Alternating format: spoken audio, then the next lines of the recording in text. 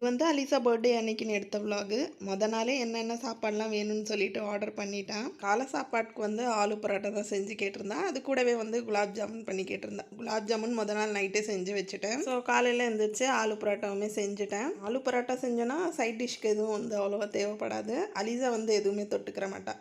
சாசியாவுக்கு மட்டும் வந்து தயிர் வச்சு விட்டுருந்தேன். அப்புறம் நேற்று வச்ச குலாப் ஜாமுன் அதையுமே எடுத்து வச்சாச்சு. குலாப் ஜாமுன் நேற்று செஞ்சதுமே பாதி முடிஞ்சிருச்சு. ஸோ பாதி தான் இருந்துச்சு. அதில் கொஞ்சம் கொஞ்சம் வந்து அவங்களுக்கு வச்சு விட்டாச்சு.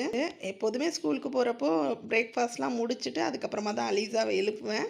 எழுப்புறதே அவ்வளோ கஷ்டமாக இருக்கும். இன்னைக்கு ஆளுக்கு முன்னாடி ரெடி ஆகிட்டு பார்த்தீங்கன்னா டிஃபின் பாக்ஸில் என்னோட சேர்ந்து பேக் பண்ணிட்டு இருந்தா. ஸோ இதான் அலீசாவோட பர்த்டே ட்ரெஸ் எப்படி இருக்குன்னு சொல்லிட்டு கமெண்ட் செக்ஷனில் சொல்லுங்கள். அலீசாவுமே ஸ்கூலுக்கு அனுப்பிட்டு அடுத்து கேக் தான் ரெடி பண்ணியிருந்தேன். எப்போதுமே ப்ரௌனி செய்வோம்ல, ஸோ இந்த வாட்டி வந்து கேக் தான் ரெடி பண்ணியிருந்தேன். இப்போ இங்கே அந்த மாதிரிலாம் அடிக்கடி கரண்ட் போகுது. ஸோ கரண்ட்டு போகிறதுக்குள்ளே கேக் பேக் பண்ணிடலான்னு சொல்லிட்டு அவனில் வச்சுட்டேன். ஈவினிங் போல் பிள்ளைங்களுக்கு கிரில் சிக்கன் ரெடி பண்ணி கொடுக்கலான்னு சொல்லிட்டு மசாலாலாம் தடவிட்டு இந்த கிளிங் ஆயில் இருக்கும் இல்லையா, ஸோ அது வந்து போட்டுட்டு ஸ்மோக் ஃப்ளேவர் கொடுத்தேன்.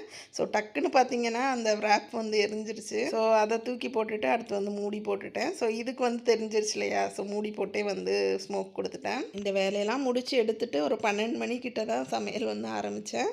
ஸோ அன்னைக்கு ஸ்பெஷலாக வந்து சிக்கன் பிரியாணி தான் பண்ணியிருந்தேன். ஸோ இந்த பக்கம் சிக்கன் பிரியாணி எல்லாம் ரெடி ஆயிடுச்சு. அப்புறம் கேக்குமே நல்லா பேக் ஆகி வந்துருச்சு. கேக்குமே நல்லா சாஃப்டாக சூப்பராக வந்து ரெடி ஆகி வந்துருந்துச்சு. எப்போதுமே பிள்ளைங்களுக்கு வந்து கடையிலேருந்து கேக் வாங்கி வெட்டுவோம். ஸோ இந்த வாட்டி வந்து நம்ம செஞ்ச கேக்கே வெட்டலான்னு சொல்லிட்டு நான் வந்து ரெடி பண்ணியிருந்தேன். கேக் வந்து இதுதான் ஃபஸ்ட் டைம் நான் பேக் பண்ணி எடுத்தேன். ஸோ நல்லா கிளேஸ்லாம் போட்டு சாக்கோ சிப்ஸ்லாம் போட்டு ரெடி பண்ணிட்டேன். கேக்குமே பண்ணி முடிச்சிட்டேன். பிள்ளைங்களும் ஸ்கூல் விட்டு வந்துட்டாங்க. ஸோ அன்னைக்கு வந்து என்ன ஸ்பெஷல் இருந்துச்சுன்னு பார்த்தீங்கன்னா சிக்கன் பிரியாணி, அவிச்ச முட்டை, சிக்கன் ஃப்ரை, அப்புறம் சாலாட் பண்ணியிருந்தேன். அது கூடவே அப்பளமும் பொரிச்சிருந்தேன். ஸோ அதை வைக்க மறந்தாச்சு. அது கூடவே டெசர்ட்க்கு நேற்று வச்ச குலாப் ஜாமுன் வந்து 2 மிச்சம் இருந்துச்சு. ஸோ அதையும் வச்சு லஞ்சே முடிச்சாச்சு.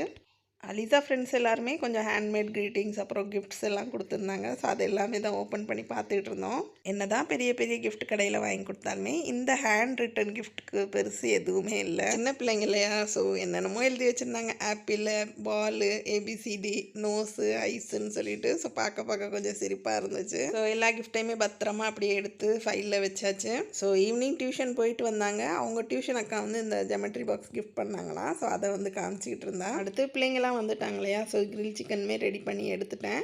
ஸோ ஒன்று ரெடி பண்ணிவிட்டேன். அடுத்தது ரெடி பண்ணும்போது கரண்ட் போயிடுச்சு. இப்போ எப்போ கரண்ட் போகுது எப்போ வருதுன்னு சொல்லிட்டு டைமிங் கரெக்டாக இல்லை. ஸோ 1/2 மணி நேரத்தில் திருப்பி வந்துருச்சு. ஸோ 2வதுமே வந்து கிரில் பண்ணி எடுத்துட்டேன். அடுத்து அலிசாவுமே ரெடி பண்ணி கேக்கையுமே கட் பண்ணியாச்சு. அல்ஹம்துலில்லாஹ் கேக் நல்லா சாஃப்டாக சூப்பராக டேஸ்டியாக இருந்துச்சு.